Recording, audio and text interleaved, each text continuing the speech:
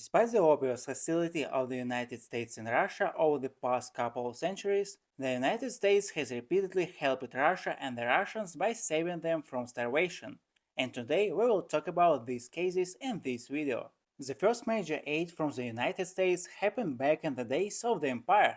So in 1891 there was a famine in Russia. The main cause of the famine was drought and unstable weather conditions in the largest agricultural areas of the country, in the Volga region and in the western part of modern Russia.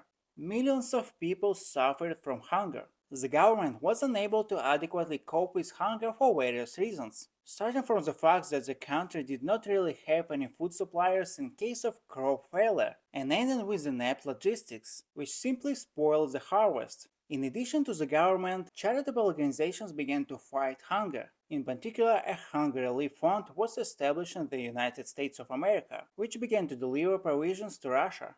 In addition to humanitarian aid of $1 million and hundreds of tons of provisions, the Americans were also able to provide $75 million worth of curds to Russian farmers.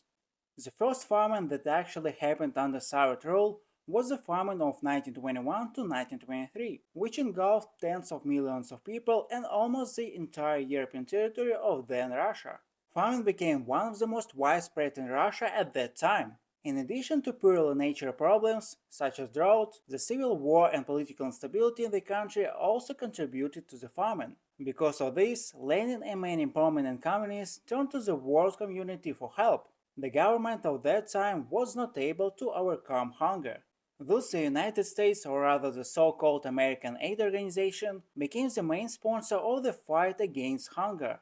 The organization began to open help points and canteens throughout Russia. In addition to food, medical care and clothing were also provided. Most of the population also suffered from diseases, so the organization began to vaccinate the population. During the 2 years of their active operation, more than 15,000 canteens were opened and 136 million rubles worth of provisions were accepted. In this way, the Americans saved the lives of tens of millions of Soviet citizens. With the outbreak of war on the Eastern Front in 1941, the United States government joined another country to the Lend-Lease, the Soviet Union. From that moment, the supply of military equipment and provisions to the territory of the Soviet Union began. In addition to supplying tanks, planes, and other weapons, the United States actively supplied the front and civilians with food, clothing, and medicines. The supplies were enormous. The quantity of some products supplied under Lend-Lease was many times higher than the quantity produced in the Soviet Union. For example, canned meat was delivered almost 5 times more than the Soviet Union produced. So in fact, the entire Soviet front ate American canned stew. Supplies ended with the end of the World War II. Despite the fact that Lend-Lease assumed a loan of funds, all the Serbian equipment was subject to return, although the Soviet Union began to pay debts for it only decades later. And the last aid that we will talk about in this video will be the delivery of humanitarian aid during the collapse of the Soviet Union and even after. Since 1985, a crisis has been brewing in the Soviet Union, both political and economic, which despite Gorbachev's attempts has only worsened every year.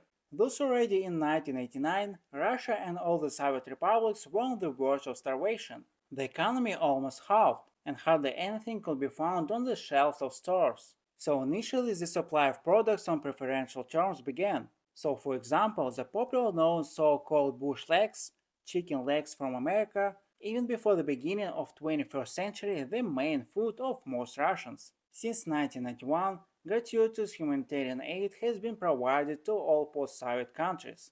Thousands of tons of provisions and medicine were delivered annually through Operation Provide Hope. Thank you for watching, don't forget to subscribe and like this video.